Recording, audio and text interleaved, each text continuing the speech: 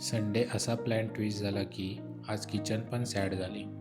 मग काय तयारी केली. बायकोने आपले पाकीट पैशांनी लोड केले कारण आज ती पार्टी देणार होती आणि आम्ही निघालो. बिल्डिंग खाली येताच मस्त थंडी जाणवायला लागली. गाडी स्टार्ट केली आणि आम्ही निघालो. पुढे जाताच आज सॅटर्डे असल्यामुळे मार्केट पण लागलं होतं.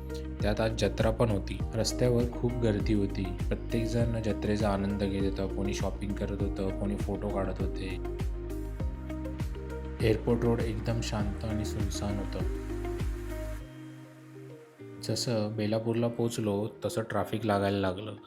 ट्रॅफिकमध्ये खूप टाईम जात होता आणि तसं आमची भूक पण वाढत होती. बेलापूरला तिच्या सिस्टरला पिकअप करायचं होतं.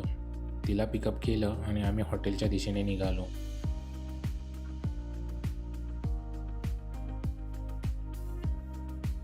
हॉटेलला पोचलो आणि गाडी पार्क केली.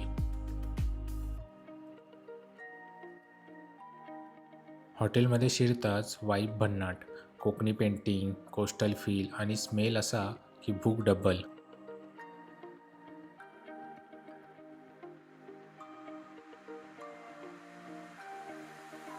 पहिल्यांदा स्टार्टर ऑर्डर केले आणि सोबत कोकणी अमृत, सोलकढी. पहिला सिप घेताच वाटलं भाऊ आज तर समुद्रही जलस होईल. मेनू कार्डमध्ये 3 नावांनी माझं मन जिंकलं. तिसरे, खेकडा आणि एक व्हेज. बायकोचा मार्गशीर्ष असल्यामुळे तिला व्हेज. जेवणाची प्लेट पाहून माझ्या पोटाने माझ्याकडे बघून क्यूट स्माईल दिली. माझा आजचा दिवस तू खूप सुंदर केलास. तिसरे एकदम जंगी.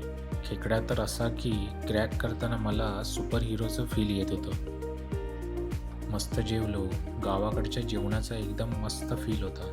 आणि मग शांतपणे परत घरी. पोट हेवी, मन हॅप्पी आणि किचन सॅड.